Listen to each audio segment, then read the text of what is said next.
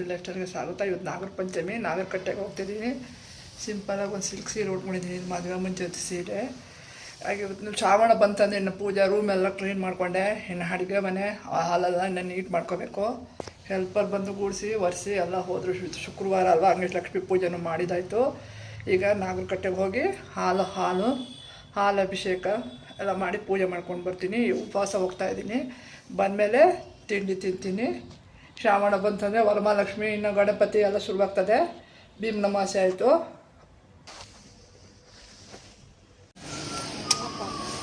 ನಾಗದೇವತೆ ಬಂದು ಹಾಲು ಹಾಕಿದಾಯಿತು.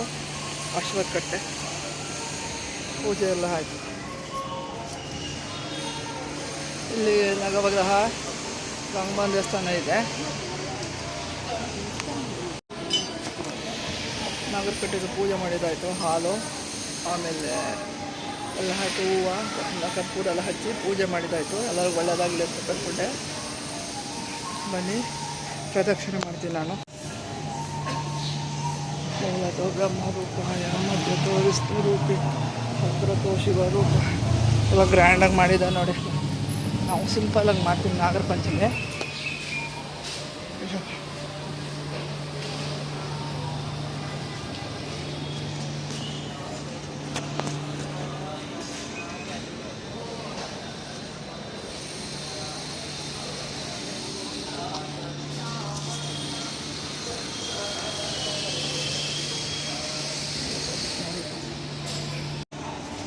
ಮೂಲತೋ ಬ್ರಹ್ಮರೂಪಾಯ ಮಧ್ಯತೋ ವಿಷ್ಣು ರೂಪಿಣಿ ಅಗ್ರತೋ ಶಿವರೂಪಾಯ ವೃಕ್ಷರಾಜತಿ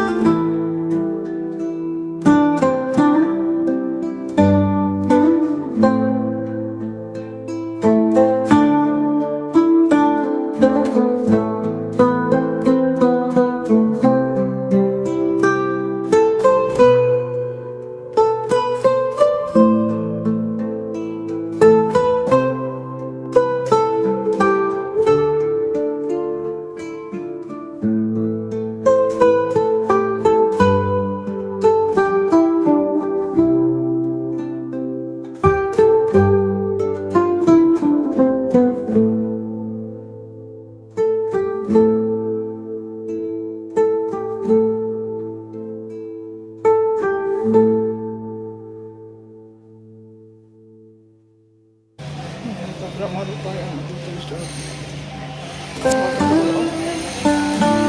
ಮಾಡ್ತಾ ಇದ್ದೀನಿ.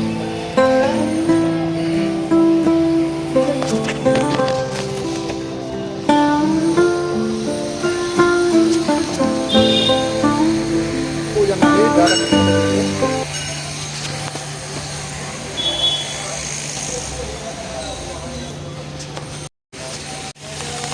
ಶಿವಲಿಂಗಕ್ಕೆ ಪೂಜೆ ನೈವೇದ್ಯ ಮಾಡಿದ್ದಾರೆ.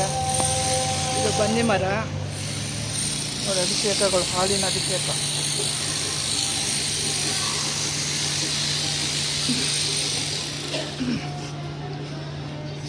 ಶಿವಲಿಂಗ,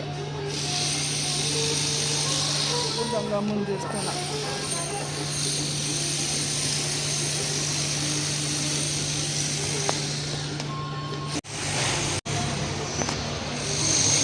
ಹಾಲಿನ ಅಭಿಷೇಕ ಎಲ್ಲ ಆಯಿತು. ಈಗ ಮನೆಗೆ ಹೋಗ್ತಾ ಇದ್ದೀನಿ. ಪ್ರದಕ್ಷಿಣೆ ಎಲ್ಲ ಆಯಿತು. ಅಶ್ವತ್ಥ ಕಟ್ಟೆ ನವಸ ಎಲ್ಲ. ಈಗ ಮನೆಗೆ ಹೋಗಿ ಸ್ವಲ್ಪ ತಿಂಡಿ ಪ್ರಸಾದ ತಿನ್ನಬೇಕು ಅಂತಿದ್ದೀನಿ.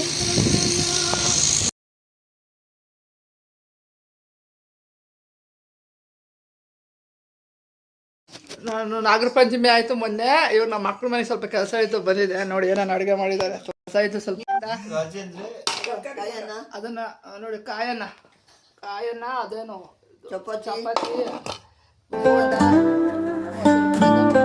ಬಜ್ರ ಬಜ್ಜಿ ಹೋಳಿಗೆ ಎಲ್ಲ ಮಾಡಿದ್ದಾರೆ. ಮಕ್ಕಳ ಮಗ ಕೂತ್ಕೊಂಡಿದ್ದಾರೆ. ನೀನು ತಿಂತಾರೆ ಸೊಸೆ. ಇವಳು ಸುಮ್ಮಿ ಹಾಯಲ್ಲೇ ಅಮ್ಮ ಆಯನಮ್ಮ ನೀನು ಎಲ್ಲ ನೋಡಿ ಆಯಿತು. ಒಬ್ಬಟ್ಟು ಮಾಡಿಟ್ಟಿದ್ದಾಳೆ ನೋಡಿ. ಯಾರೋ ಗೆಸ್ಟ್ ಬಂದಿದ್ರಂತೆ, ಸರಿ ನಮಗೂ ಸಿಕ್ತು.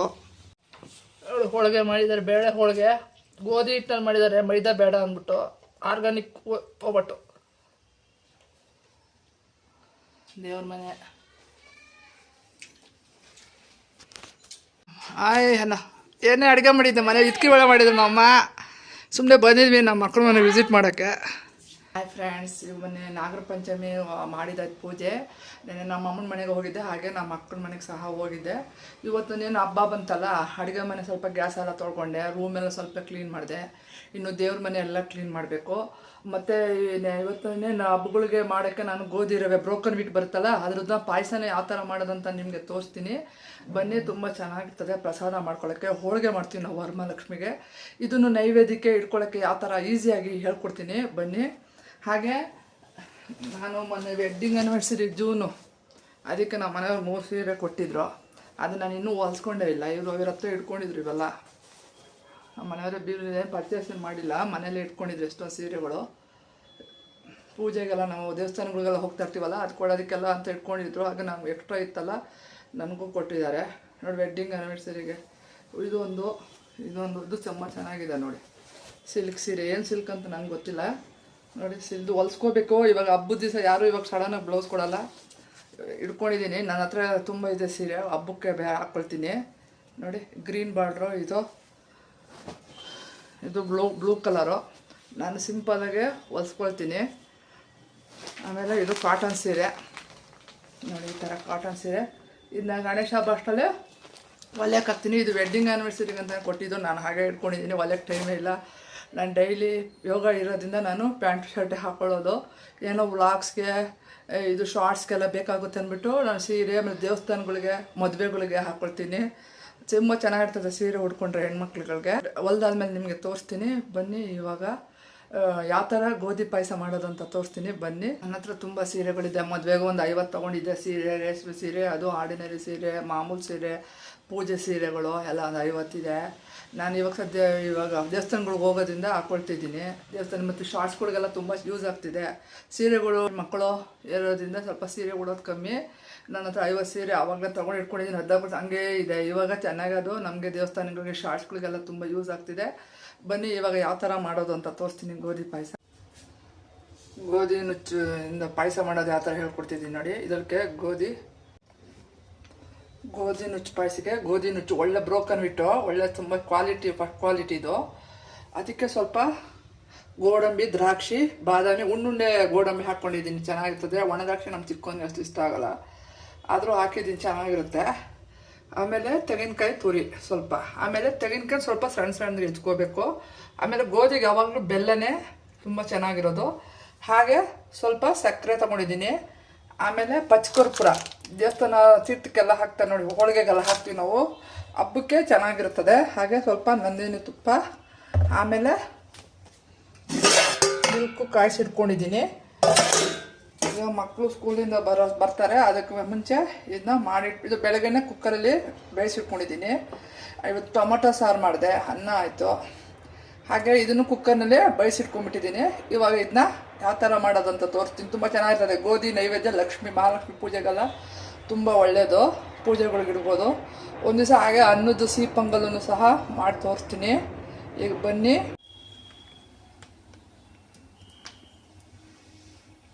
ನೋಡಿ ಬಾಣಲಿ ಪ್ಯಾನ್ ಇಟ್ಕೊಂಡಿದ್ದೀನಿ. ಚೆನ್ನಾಗಿರೋ ದಪ್ಪ ತಳ ಇರೋ ಪಾತ್ರೆ ಇಟ್ಕೋಬೇಕು. ಇವು ತುಂಬ ದಿನ ಆಯಿತು ಅಡುಗೆ ಹಾಕಿ. ಶಾರ್ಟ್ಸ್ ಎಲ್ಲ ಮಾಡ್ತಿದ್ದೀನಿ, ದಯವಿಟ್ಟು ಲೈಕ್ ಮಾಡಿ, ಶೇರ್ ಮಾಡಿ. ಹಬ್ಬ ಇರೋದ್ರಿಂದ ಸ್ವಲ್ಪ ಕೆಲಸ ಇತ್ತು, ಓಡಾಡ್ಕೊಂಡಿದ್ದೆ, ಅದಕ್ಕೆ ಈ ನಡುವೆ ಅಡುಗೆ ವೀಡಿಯೋ ಹಾಕಲಿಲ್ಲ. ಆದಷ್ಟು ಒಳ್ಳೆ ನಂದಿನಿ ತುಪ್ಪ ತೊಗೊಂಡಿದ್ದೀನಿ, ಪ್ಯೂರು. ಸ್ವಲ್ಪ ತುಪ್ಪ ಒಂದು 3-4 ಸ್ಪೂನ್ ಹಾಕ್ಕೊಳ್ಳಿ.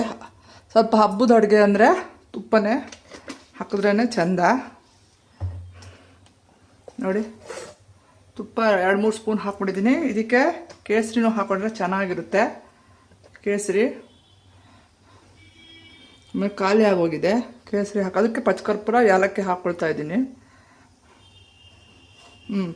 ಇವಾಗ ಇದಕ್ಕೆ ನೋಡಿ ಗೋಡಂಬಿ ದ್ರಾಕ್ಷಿ, ಉಂಡೆ ಗೋಡಂಬಿ ತುಂಬ ಚೆನ್ನಾಗಿರ್ತದೆ ಟೇಸ್ಟು. ಉಂಡೆ ಗೋಡಂಬಿ,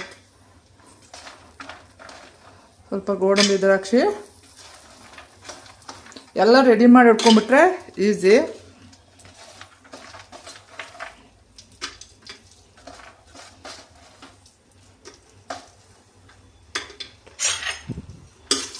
ನೋಡಿ ಗಮ್ಮಂತ ವಾಸನೆ ಬರ್ತಾ ಇದೆ. ಸಕ್ಕರೆ ಇಲ್ಲಿ ಇಟ್ಕೋತೀನಿ. ಸ್ವಲ್ಪ ಬೆಲ್ಲನೇ ಜಾಸ್ತಿ, ಇದಕ್ಕೆ ಸಕ್ಕರೆನೂ ಹಾಕ್ಕೊಂಡ್ರೆ ಚೆನ್ನಾಗಿ. ನಮಗೆ ಸಕ್ಕರೆನೂ ಇಷ್ಟ. ನೋಡಿ ಕೆಂಪಿಗೆ ಹುರ್ಕೋಬೇಕು, ತುಂಬ ಸಿಹಿ ಹೋಗ್ಬಾರ್ದು, ತುಪ್ಪದ ಫ್ಲೇವರ್ ಇರಬೇಕು ಅದಕ್ಕೆ. ಆಮೇಲೆ ಸ್ವಲ್ಪ ತೆಂಗಿನಕಾಯಿ, ನಮ್ಮಲ್ಲಿ ತೆಂಗಿನಕಾಯಿ 2 ಮರ ಇದೆ, ತುಂಬ ತೆಂಗಿನಕಾಯಿ ಇದೆ. ಅದು ಸ್ವಲ್ಪ ಕೊಬ್ಬರಿನೂ ಅಲ್ಲ ತೆಂಗಿನಕಾಯಿ ಅಲ್ಲ, ನೋಡಿ ಈ ಥರದ್ದು ಕೊಬ್ಬರಿನ ಸ್ವಲ್ಪ ಹಾಕ್ಕೊಂಡು ಮಧ್ಯಕ್ಕೆ ಸಿಗ್ತಾಯಿದ್ರೆ, ಮಧ್ಯಕ್ಕೆ ಸಿಕ್ತಿದ್ರೆ ಚೆನ್ನಾಗಿರುತ್ತೆ. ಹಾಕ್ಕೊಳ್ಬೇಕು.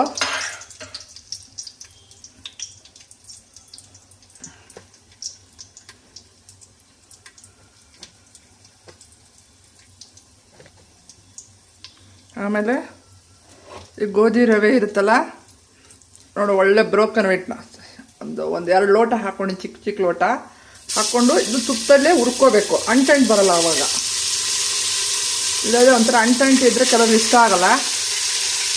ಬಿಸಿಲ್ಲ ತಿನ್ನಬೇಕಿದು. ಇಲ್ಲಾಂದರೆ ಫ್ರಿಜ್ಜಲ್ಲಿ ಇಟ್ಕೊಂಡು ಮಾಡ್ಕೊಂಡು ತಿಂದರೆ ಒಂದು ಡೆಸರ್ಟ್ ಇದ್ದಂಗೆ ಇರ್ತದೆ. ತುಂಬ ಇಷ್ಟ ನಮಗೆ ಗೋಧಿ ಮಿಕ್ಸರ್ದು. ಶಾವಿಗೆ ಪಾಯಸ ತಿಂತಾ ಇರ್ತೀವಿ.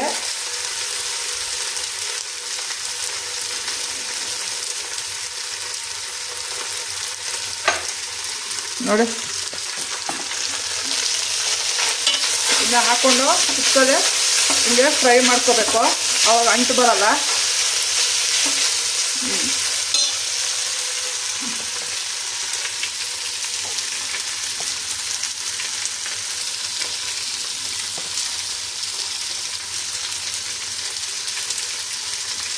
ಅದೇ ಅಂಟು ಬರಲ್ಲ. ಇನ್ನು ಸ್ವಲ್ಪ ತುಪ್ಪ ಹಾಕ್ಕೊಳ್ತೀನಿ. ಹಬ್ಬಕ್ಕೆ ನೈವೇದ್ಯಕ್ಕೆ ತುಂಬ ಚೆನ್ನಾಗಿರ್ತದೆ. ಶುಕ್ರವಾರ ಪೂಜೆ, ಲಕ್ಷ್ಮಿಗೆ ಗೋಧಿದು ನೈವೇದ್ಯ, ಅನ್ನದ ನೈವೇದ್ಯ, ದೇವಿಗಳಿಗೆ ಪೂಜೆ ಮಾಡಿದಾಗ ನವರಾತ್ರಿಗೂ ಸಹ ಮಾಡ್ಕೋಬೋದು. ದಿನಕ್ಕೊಂದೊಂದು ನೈವೇದ್ಯದಲ್ಲಿ ಇದು ಒಂದು ಪಾಯಸ. ನೋಡಿ ಚೆನ್ನಾಗೆ ಇದನ್ನ ಒಂಚೂರು ತಳ ಹತ್ತಿದಿರಂಗೆ ತಿರುಗಿಸ್ತಾ ಇರಬೇಕು.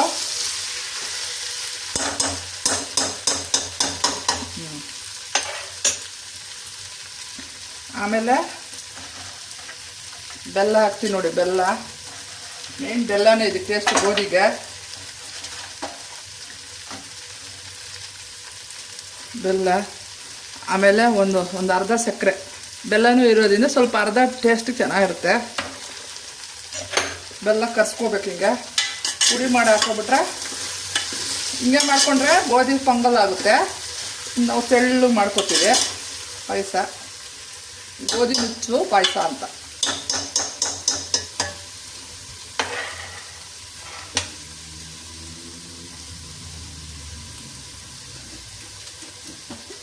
ಗಮ್ಮಂತ ಇದೆ. ಹಾಗೆ ಸ್ವಲ್ಪ ಹಾಲು ಹಾಕ್ಕೊಬಿಟ್ಟಿದ್ದೀನಿ, ಒಂದು ಅರ್ಧ ಲೀಟ್ರ್ ಹಾಲು. ಬೇಕಿದ್ರೆ 1 ಲೀಟ್ರ್ ಹಾಲೆಲ್ಲ ಹಾಕೊಬೋದು, ಮತ್ತು ಇದಕ್ಕೆ ಸ್ವಲ್ಪ ಮಿಲ್ಕ್ ಮೇಡ್ ಸಹಿತ ಹಾಕೋಬೋದು. ನೋಡಿ ಬೆಲ್ಲನ ಹಿಂಗೆ ತಿರ್ಸ್ಕೊಂಡು ಕರ್ಕೊಳ್ಳುತ್ತೆ.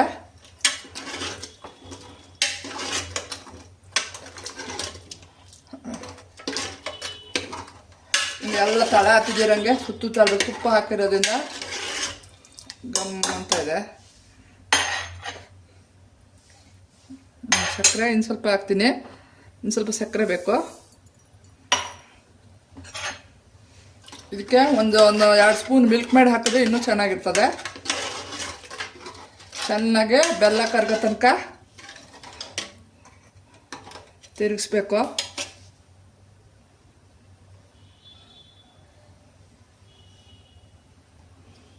ನೋಡಿ ಕಾಯ್ತಾ ಇದೆ.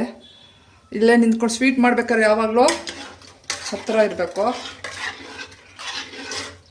ನೋಡಿ ತೆಂಗಿನಕಾಯಿನ ತುಪ್ಪದಲ್ಲಿ ಹುರಿದು ಸ್ವಲ್ಪ ದೊಡ್ಡದಾಗಿ ಹೆಚ್ಚಾಕಿದ್ರೆ ಮಧ್ಯ ಸಿಕ್ಕರೆ ಚೆನ್ನಾಗಿರ್ತದೆ. ಮನೇಲಿ ತುಂಬ ತೆಂಗಿನಕಾಯಿಗಳು ತಂದುಬಿಟ್ಟಿರ್ತೀವಲ್ಲ ದೇವಸ್ಥಾನದಿಂದ, ಅದನ್ನ ಇದು ಮಾಡೋಕ್ಕಾಗಲ್ಲ, ವೇಸ್ಟ್ ಮಾಡಬಾರ್ದು. ಸ್ವೀಟ್ ಮಾಡ್ಕೊಬಿಟ್ಟು ಈಗ ನೋಡಿ ಗೋಡಂಬಿ, ಬಾದಾಮಿ, ದ್ರಾಕ್ಷಿ ನೋಡಿ ತೆಂಗಿನಕಾಯಿನ ತುಪ್ಪದಲ್ಲಿ ಹುರಿದಿದ್ದೀನಿ. ಮಧ್ಯ ಗೋಧಿ ಪಾಯಸಕ್ಕೆ ತುಂಬ ಚೆನ್ನಾಗಿರ್ತದೆ, ದಪ್ಪ ಬಾಯಿಗೆ ಸಿಗ್ತಾಯಿದೆ. ಇದೆಲ್ಲ ಹಳೆ ಕಾಲದ ಡಿಶ್ಶು, ಆದ್ರೂ ಇವಾಗ ಇದು ಎಲ್ಲರಿಗೂ ಇಷ್ಟ ಆಗುತ್ತೆ ಈಗಿನ ಕಾಲದವ್ರಿಗೂ. ಅದು ಹಳೆ ನಮ್ಮ ಅಜ್ಜಿ ನಮ್ಮಮ್ಮ ಅವೆಲ್ಲ ಮಾಡ್ಕೊತಾಯಿದ್ರು. ನಾನು ನಮ್ಮ ದೊಡ್ಡ ಮಗನಿಗೆ ತುಂಬ ಇಷ್ಟ ಸ್ವೀಟು. ಕಾಯ್ತಾ ಇಲ್ಲಿ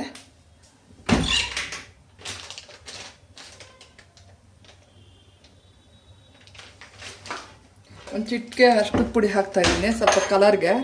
ಕೇಸರಿ ಆಗೋಗಿದೆ, ಕೇಸರಿ ಇದ್ದವ್ರು ಕೇಸರಿ ಹಾಕ್ಕೊಳ್ಳಿ, ಅರ್ಶಿನೂ ಒಳ್ಳೆಯದು. ನೋಡಿ ಇದು ಒಳ್ಳೆ ಕಲರ್ ಕೊಡುತ್ತೆ, ಒಳ್ಳೆ ಪ್ಯೂರ್ ಅರ್ಶಿನ ಗೋಧಿದು.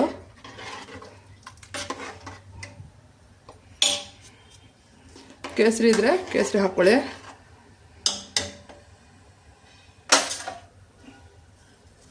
ಆಮೇಲೆ ಯಾಲಕ್ಕಿ ನೋಡಿ, ಯಾಲಕ್ಕಿ ಒಂದು 3 ಹಾಕ್ತಾಯಿದ್ದೀನಿ.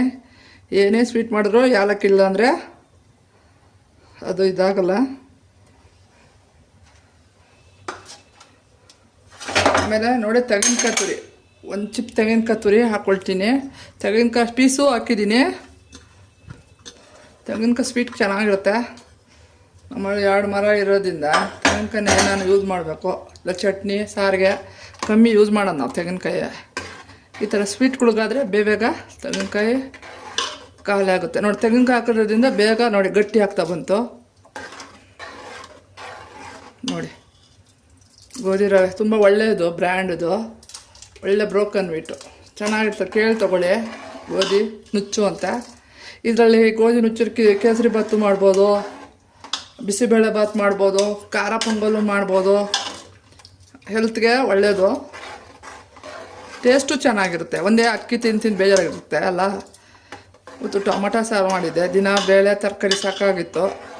ಬಾಯಿ ರುಚಿ ಕೊಡುತ್ತೆ. ಟೊಮೊಟೊ ತಿಳಿ ಸಾರು ಮಾಡಿದ್ದೆ, ಅದಕ್ಕೆ ಒಂದು ಹಪ್ಪಳ ಹಾಕ್ಕೊಂಡ್ರೆ ತುಂಬ ಚೆನ್ನಾಗಿರ್ತದೆ. ನೋಡಿ ಯಾರನ್ನ ಗೆಸ್ಟು ಸಡನ್ನಾಗಿ ಬಂದರೆ ಇದು ಒಂದೊಂದು ಬೌಲ್ ಕೊಟ್ಟರೆ ಇಷ್ಟಪಟ್ಟು ತಿಂತಾರೆ. ನೋಡಿ ಗೋಧಿ ನುಚ್ಚು, ಇದು ಕರಗ್ತಾ ಇದೆ. ಬೆಲ್ಲ ಕುದೀಲಿ, ಒಂದು ಕುದಿ ಹಾಲು ಹಾಕಿರೋದ್ರಿಂದ. ಇದು ನೋಡಿ ಪಚ್ಕರ್ಪೂರ ಸಿಗುತ್ತೆ, ಅದು ದೇವಸ್ಥಾನದಲ್ಲಿ ತೀರ್ಥ ಲಾಡುಗೆಲ್ಲ ಹಾಕ್ತಾರೆ ನೋಡಿ. ನಾವು ಈ ಥರ ಪ್ರಸಾದ ಮಾಡಿದಾಗ ಹಾಕ್ತೀವಿ. ಜಾಸ್ತಿ ಹಾಕ್ಬಾರ್ದು, ಒಂದಿಷ್ಟೇ ಚಿಟಿಕೆ. ಒಳ್ಳೆ ದೇವಸ್ಥಾನದ ಫ್ಲೇವರ್ ಕೊಡುತ್ತೆ, ಪ್ರಸಾದ ಥರ. ನಾವು ಹೋಳಿಗೆ ಹಾಕ್ತೀವಿ. ಆಮೇಲೆ ನಾನು ಸ್ವೀಟು ಹಲ್ವಾಗಿಂತ ದಮ್ ರೋಟ್ಗೆ ಇದನ್ನು ಹಾಗೆ ಡಬ್ಬಿಲಿ ಹಾಕಿಟ್ಟಿರ್ತೀನಿ, ಇಲ್ಲಾಂದರೆ ಇದು ಮೆಲ್ಟ್ ಆಗಿಬಿಡುತ್ತೆ. ಹುಷಾರಾಗೆ ಸೇಫಾಗೆ ಇಟ್ಟಿರ್ತೀನಿ ಡಬ್ಬದಲ್ಲಿ ಹಾಕಿ.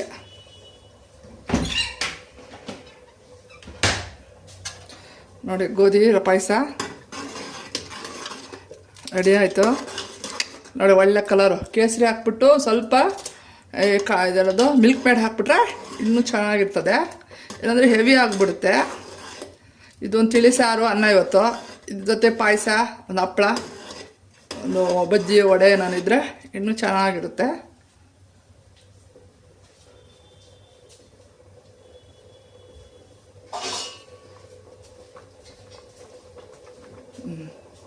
ಎಲ್ಲ ಕರೆಕ್ಟು. ನೋಡಿ ಈಗ ಸರ್ವಿಂಗ್ ಪ್ಲೇಟ್ಗೆ ಹಾಕ್ತೀನಿ.